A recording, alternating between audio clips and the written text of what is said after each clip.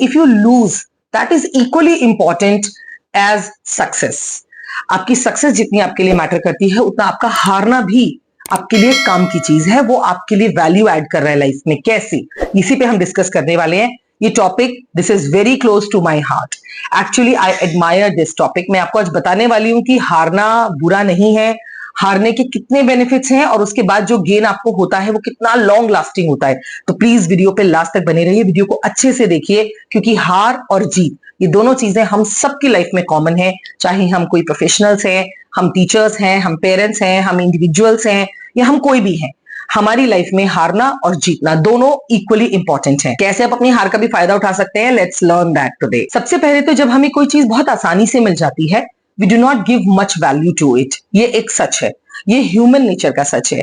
जब किसी चीज के लिए हम कांस्टेंट एफर्ट्स करते हैं, उन एफर्ट्स के बाद जब वो चीज हमारे हाथ लगती है और हमें मिलती है और उसके लिए हमें अप्रिसिएशन मिलती है, तो वो जो स्माइल आपके चेहरे पे आती है, जो चमक आपकी आंखों में आती है, जो आपकी लाइफ में कलर्स आते हैं, वो एक्चुअली अनमैचेबल होते हैं, अनइमेजिनेबल होते हैं।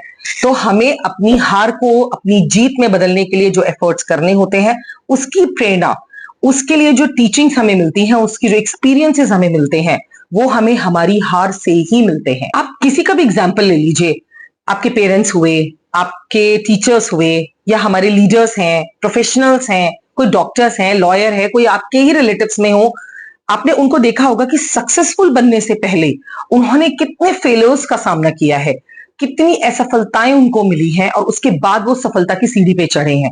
क्या आपने कभी उनसे पूछा है? अगर नहीं पूछा है तो किसी भी अपनी रिलेटिव्स या पेरेंट्स में से सक्सेसफुल इंसान को लीजिए, उनके साथ बैठ के कुछ मिनट्स बात कीजिए और आपको पता चलेगा कि कितने हर्डल्स उन्होंने फेस किए हैं।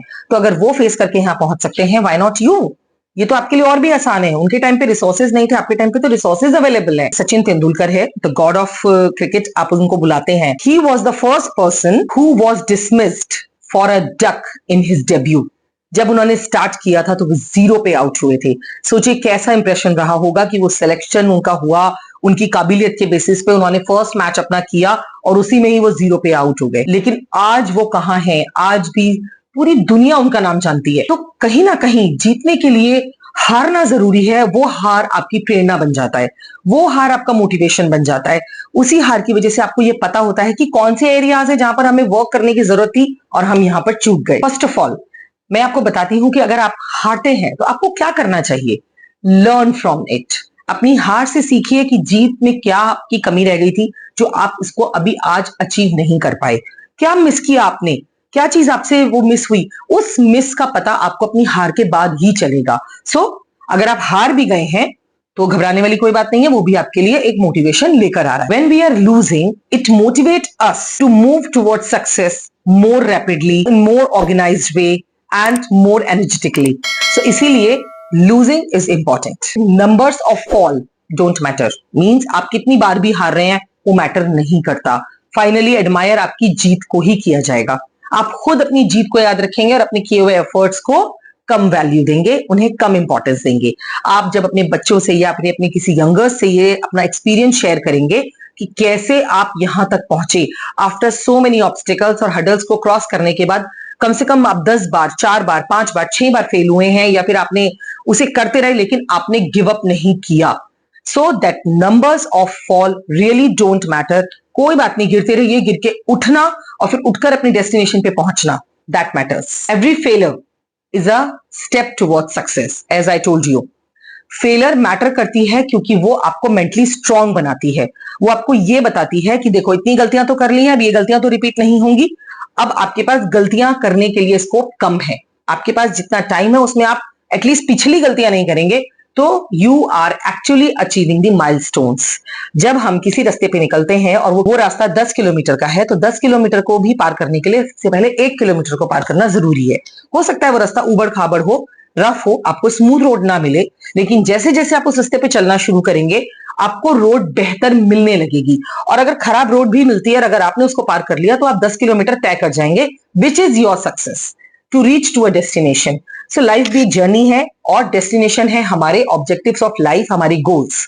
तो अगर आप अपनी जर्नी को स्मूथली, हिम्मत के साथ, कॉन्फिडेंस के साथ करते हैं, विदाउट एनी हेसिटेशन करते हैं, आप अपने मेंटली स्ट्रेंथ को बूस्ट अप करते हैं और आप अपने डेस्टिनेशन की तरफ फोकस रहते हैं, तो आप वहां पर जरूर पहुंचेंगे। Now how to deal with the failures. अब ये तो मैंने बता दिया कि फेलियर्स आपको क्या करने की जरूरत है अपने फेलियर्स को अपनी सक्सेस में चेंज करने के लिए, कैसे उसको आपको डील करना है। देखिए कभी कभी एक सिचुएशन ऐसी बनती है कि हम हार गए, हमारा मोराल बिल्कुल डाउन हो जाता है, उसके लिए आपको कैसे फाइट करनी है, कैसे आप उससे डील करेंगे, कैसे आप मेंटली स्ट्रांग रहेंगे, कैसे आप अपने आप को खुद को मोटिवेट करते रहेंगे कि नहीं, हार नहीं माननी है, नहीं माननी है।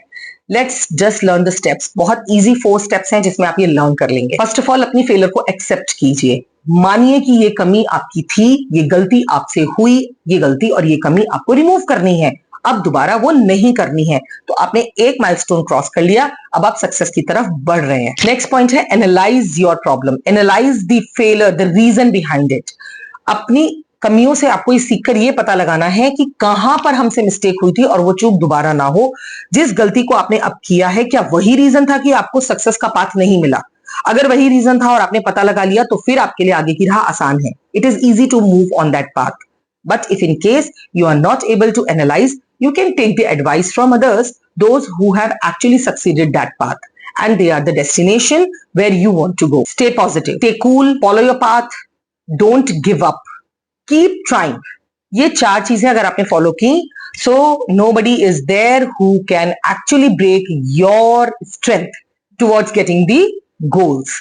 So what you need to do, just be calm, cool, but keep analyzing, keep accepting, keep walking, and keep trying. Do not leave it in between. Seek support. For example, many times we have the instances where we are not able to calculate the risk. We are not able to calculate कि हमें यहाँ पर ये problem आने वाली है या इस प्रॉब्लम का सोल्यूशन कहाँ से ढूंढें। किसी बुक में नहीं मिला, इंटरनेट वाला भी हमें समझ नहीं आया है, मम्मा पापा इस फील्ड से नहीं है तो they don't know. So now you have to find out the correct person on whom you can trust blindly, you can take advices from them. आपके रिलेटिव्स में सिबलिंग्स, रिलेटिव्स, आपके बड़े बहन भाई होते हैं, might be they are the successful people as well. So at least कहीं ना कहीं हर्डल्स तो उन्होंने भी क्रॉस किए होंगे, ऑब्स्टेकल्स, प्रॉब्लम्स उन्होंने भी फेस की होंगी। उन्होंने कैसे उनसे डील किया? अगर आप किसी सिचुएशन में स्टक हो गए हैं, आप उसमें फंस गए हैं, तो कैसे आप डील करेंगे? आप उनसे एडवाइस ले सकते हैं। हाँ, but the condition is only they should be the well wishers you can trust and they should be knowledgeable. ये 3 चीजें आपको उस पर्सन में ढूंढनी होंगी। After that only you can discuss your problem. Every setback is the setup for come back. Don't forget this line, every setback is the setup for come back. Means her failure आपकी success की तरफ आपको एक कदम आगे ले जाता है। वो ये सुनिश्चित कर देता है, decide certainly you will get the success because you have not given up. So never give up. Video पसंद आई हो तो लाइक जरूर कीजिए, ये वाली वीडियो बार बार देखिए। Keep yourself motivated and keep walking on the path towards success. All the best, friends. Thanks for watching. Subscribe to our channel.